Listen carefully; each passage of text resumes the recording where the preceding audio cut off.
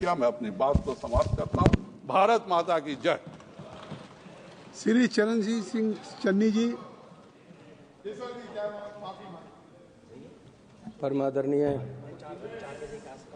Chairman साहब, मैं आपको धन्यवाद देता हूं, आपने मुझे बोलने का अवसर दिया है। चेयरमैन साहब, पिछले दिनों में हमारे बहुत ही नेक, ईमानदार अर्थशास्त्री, एजुकेशनिस्ट, हमारे माननीय साबका प्रधानमंत्री सरदार बहादुर सरदार मनमोहन सिंह जी हमें छोड़कर चले गए। मैं उनको श्रद्धांजलि अर्पित करता हूं। उन्होंने 10 साल प्रधानमंत्री रहकर नेक नीति से, ईमानदारी से देश को चलाया। उनके राज्य में कोई लड़ाई नहीं थी, कोई झगड़ा नहीं था, किसी को डर नहीं था और वो एक सच्चे सुच्चे ईमानदार नेता थे। और मैं सरकार से मांग करूंगा कि उनको भारत रत्न से नवाजा जाए। उनका हक बनता है, सरकार को पहले ही ये कर देना चाहिए था और उनका एक स्थल तैयार किया जाए, जैसे दूसरे प्रधानमंत्रियों को चाहे उसमें भी सरकार ने गलत किया। जब उनका संस्कार हुआ, मैं उस बात पे नहीं आता, लेकिन जो उनका हक बनता है उनको भारत रत्न दिया जाना चाहिए। माननीय चेयरमैन साहब, मुझे अफसोस है कि जो हिंदुओं के नाम पे राजनीति करने वाली जो सरकार है, वो हिंदुओं के महाकुंभ को भी सुरक्षित नहीं रख पाई, वहाँ सही प्रावधान नहीं कर पाई, वहाँ सही इंतजाम नहीं कर पाई, जिसके फलस्वरूप सैकड़ों श्रद्धालु वहाँ मारे गए। सो मैं सरकार से, बल्कि यहाँ जिस दिन सबको श्रद्धांजलि दी गई, उस दिन उन श्रद्धालुओं को भी श्रद्धांजलि देनी चाहिए थी, लेकिन नहीं दी गई, बाद में दी होगी। लेकिन मैं आपको बेनती करता हूं कि सरकार की गलती से सब कुछ हुआ है। सरकार को on the floor of the house माफी मांगनी चाहिए कि हम वहां ये इंतजाम नहीं कर पाए। मैं इससे पहले कि आगे बढ़ूं, मैं कुछ पंजाब और जलंधर के अपनी कंस्टिट्यूएंसी के मुद्दे के बारे में बात करना चाहता हूं। चेयरमैन साहब, गुरु रविदास जी की जयंती आ रही है।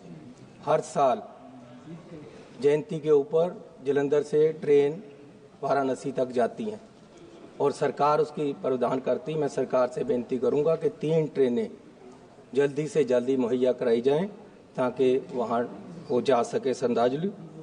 और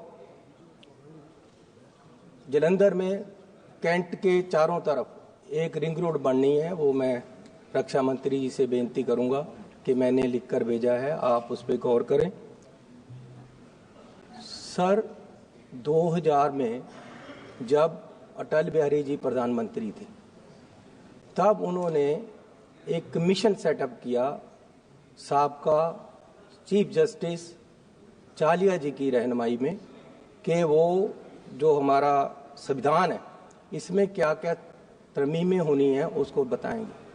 तो उसमें एक रिपोर्ट ये भी है कि सिख, जैन, बुद्धिस्ट, इनको हिंदुओं के साथ अलग आइडेंटिटी माना जाए, ये सेपरेट आइडेंटिटी है। और आर्टिकल 25(2) में तरमीम करके हिंदुओं के साथ सिख, जैन और बुद्धिस्ट को भी लिखा जाए। तो मैं सरकार से बेनती करूंगा कि उस रिपोर्ट के आधार पर यह तरमीम लेके आई जाए।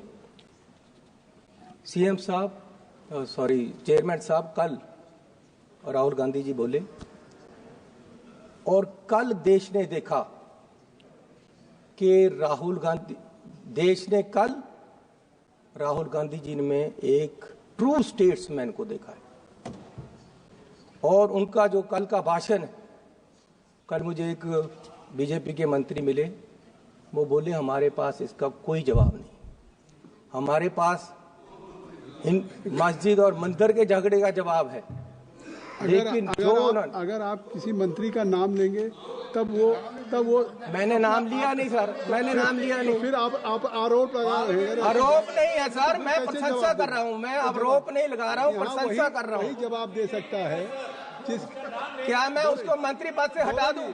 नहीं गौरव जी, मैं तो प्रशंसा कर रहा हूँ कि उन्होंने प्रशंसा की। लेकिन जवाब वही दे सकता है जब किसी का आप नाम लेंगे। तो इसलिए सर क्यों मेरा इससे भ्रम भी तो पैदा हो सकता है, भ्रम भी पैदा होगा। सर राहुल गांधी पे 40 केस हैं आज इस सरकार ने डाले हुए, उसको तराशा जा रहा है, वो हीरा है और तराश हो रहा है। और सरकार हर बार, अब पार्लियामेंट में भी केस कर दिया, जहां जाते हैं वहां की सरकार से केस करवा दिया जाता है। लेकिन राहुल गांधी ने कल बताया कि उसकी सोच देश को आगे ले जाने की है और ये देश को हर समय पीछे लेकर जा रहे। बिना शिक्षा, एजुकेशन कोई देश, कोई घर तरक्की नहीं कर सकता। हमारे देश की जो सरकारी यूनिवर्सिटियां हैं, जो सेंट्रल सरकार चलाती है, उसमें 25 से 30% हर यूनिवर्सिटी में टीचर नहीं है। पढ़ाई कैसे होगी? आज ये कह रहे थे 2 करोड़ नौकरियां देंगे और अब कह रहे हैं कि 2 लाख आएंगी। 10 साल में किसी नौजवान को नौकरी नहीं दी।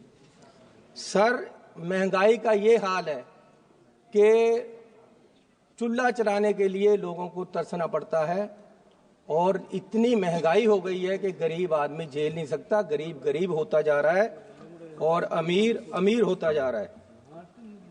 माननीय चेयरमैन साहब, पिछले सेशन में माननीय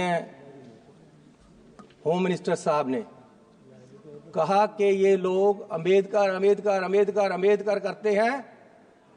अगर सच में इतना परमात्मा का नाम लिया होता भगवान का तो स्वर्ग को पा लेते। मैं आपको आपके माध्यम से इनको बताना चाहता हूं कि मैं ही नहीं, मेरे जैसे करोड़ों लोग वो हैं जिनके लिए अंबेडकर ही भगवान है। सर, आप मेरे से बहस करोगे या फिर तो बात ही नहीं चलेगी। अम्बेडकर जी का नाम लिया तो आप उनको रोक रहे हैं। आप भी रोक रहे हो अम्बेडकर को बोलने से, क्या कैसे चलेगा? अम्बेडकर वो है जिसने मेरे जैसे करोड़ों नौजवानों को खड़ा किया है, देश को आरक्षण देकर गरीबों को ऊपर उठाया है, जिसने औरतों की वकालत की है। अम्बेडकर के नाम पे ऐसे शब्द बोलना ये निंदनीय है और माफी मांगनी चाहिए इन लोगों। और इससे उत्साहित होकर पंजाब में पिछले हफ्ते एक आदमी ने अंबेडकर साहब के बुत पे चढ़कर हथौड़े से उसको तोड़ा है। ये बीज ने नफरत का। ये आप जो ये आरोप लगा रहे हैं, जब देश का होम मिनिस्टर बोलेगा अंबेडकर के खिलाफ तो आम लोगों को तो उत्साहित होंगे ही। आम लोग क्यों नहीं बोलेंगे? जब आपका सबका सिपा सलार ही बोल रहा है तो आम लोगों का क्या हाल होगा? आप अम्बेडकर के ही नहीं, अम्बेडकर को संविधान के भी दुश्मन हो। सदस्य जी 1 मिनट रुक जाइए। आप ना अम्बेडकर को चाहते हो। 115 chairman sir, Bharatiya Janata party की फैक्ट फाइंडिंग कमेटी माननीय सदस्य ब्रिजलाल जी के नेतृत्व में गई और अंबेडकर जी की प्रतिमा को नुकसान कांग्रेस के कार्यकर्ता और आम आदमी पार्टी ने किया है। ये अपनी गलती छुपाने के लिए हमारे ऊपर आरोप लगा रहे हैं। सर, फैक्ट फाइंडिंग कमेटी बनानी है तो ये बनाओ कि देश का होम मिनिस्टर अब वो आप बात क्यों गलत बोला अंबेडकर साहब के लिए, ये बताओ ना। आप और अपनी बात करें। सर, मैं यह बात ही कर रहा हूं, आज तक माफी नहीं मांगा।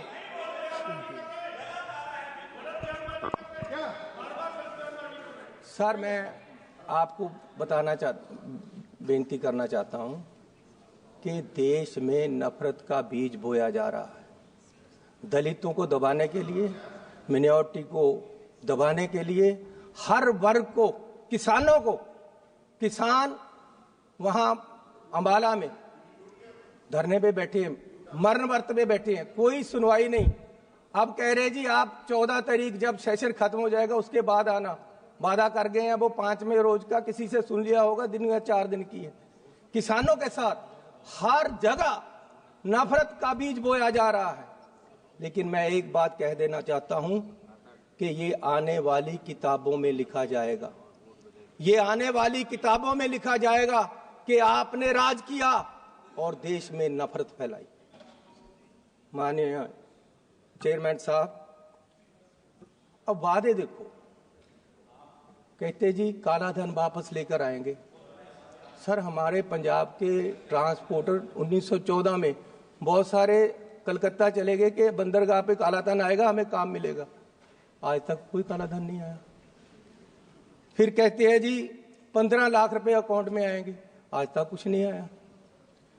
सर अब बिहार के लिए बड़े बड़े अनाउंसमेंट कर दिए, यहां देना है कुछ 2015 में बिहार के इलेक्शन थे, प्रधानमंत्री जी वहां गए। अब प्रधानमंत्री जी का बोलने का लहजा तो आपको पता ही है, उससे ऊपर कुछ नहीं है। जिस तरीके से वो व्याख्या कर सकते हैं, लेक्चर कर सकते हैं, लोगों को जचा सकते हैं कोई बात, उससे ऊपर कुछ नहीं। वहां ऐसे खड़े हो गए और बोला कि आज ही पैकेज अनाउंस कर दूं क्या। बिहार के लोगों को बोल रहे रैली में। मुझे पता है 50,000 करोड़ से कुछ नहीं होगा, 60,000 कर दूं, अरे 70,000 कर दूं, 80,000 कर दूं, 90,000 कर दूं, 1.25 करोड़ रुपया आपको मिलेगा। 1.25 करोड़ लाख बिहार को मिलेगा। 1.25 लाख करोड़ सर, 1.25 लाख करोड़, 1.25 लाख आपने सही कर दिया। सर कितने मिले बिहार को? सर आपने मुझे सही कर दिया, आपको भी याद है, आपको बहुत अच्छा लगेगा दोबारा वो देखना एक बार वीडियो निकाल कर। कितने मिले बिहार को? तब फिर बिहार के ऊपर क्यों लगाने? जब बिहार और आज फिर, आज आप तो यही कह रहे हैं ना बिहार के लिए दिया जा रहा है। आज फिर बिहार को कह दिया बस अड्डा मिलेगा आपको, इतने पैसे मिलेंगे, इलेक्शन आ रहे, सब कुछ मिलेगा। मिलना मिलाना कुछ नहीं। फिर दोबारा तो क्यों झूठे वादे करके लोगों को हर समय ये पीछे लगाते हैं और हर समय लोगों के साथ धोखा होता है। मैं ये आपसे पूछना चाहता हूँ। Kindly conclude. सर अभी तो मैं शुरू हुआ हूँ। अरे आपका 12 मिनट हो चुका है। सर मेरी बात सुनो। अब ये आरएसएस की हर समय बात स्पीकर भी बोलने वाले हैं आपके यहाँ। सर ये नेशनलिज्म की बात करते हैं। Speakers and your time is limited, already you have taken 12 minutes. Sir बोलने दोगे कि नहीं? बोलिए। सर जितना मैं बोला हूँ उससे ज्यादा तो आप बोल लिए हैं, बोलने तो दो सर। सर बोलने दोगे कि नहीं मुझे? अब जब भी मैं बोलता हूँ आप जैसे महानुभाव को यहाँ लगा दिया जाता है, वो मुझे बोलने ही नहीं देते। ऐसा नहीं, आप तो मेरे वेल विशर हो ये कह रहे हैं। ये इसका नहीं करेंगे। अरे अब वो खड़े हो गए हैं। अरे गांव तो बसने दो, तभी मांगते आएंगे ना यार। अभी पानी आया नहीं, मौजे खोल भी लिए आपने, बोलने तो दो मुझे। सर नेशनलिज्म की बात करते हैं, आरएसएस की हर समय बात। मैं पूछता हूं कभी आप बताओगे कि आपका देश की आजादी में क्या योगदान था? आरएसएस का क्या योगदान था? राष्ट्रपति के अभिभाषण पे बोल रहे हैं, आरएसएस की विचारधारा पे बोल रहे हैं। सर आप मुझे बोलने देगा कि नहीं? मैं ये पूछना चाहता हूं। अब ये देखो सर, गौरव, ये पटेल साहब की बात कर रहे हैं। मेरे पास ये सर्टिफिकेट है कि पटेल साहब होम मिनिस्टर होते हुए उन्होंने आरएसएस को बैन किया था। ये झूठ है बात बोले। और फिर 1966 में, 1980 में आरएसएस के लिए ये कहा गया कि आरएसएस और जमाते इस्लाम कोई सरकारी कर्मचारी, कोई सिविल सर्वेंट उनका मेंबर नहीं बन सकता। लेकिन आज जुलाई 24 में, जुलाई 24 में बोलने दो सर, सर बोलने दो आप। अब बोलने दे रहा हूं, लेकिन एक बात है, अतीत की बात कर रहे हैं, कोई पंजाब के वर्तमान की बात करेंगे सर।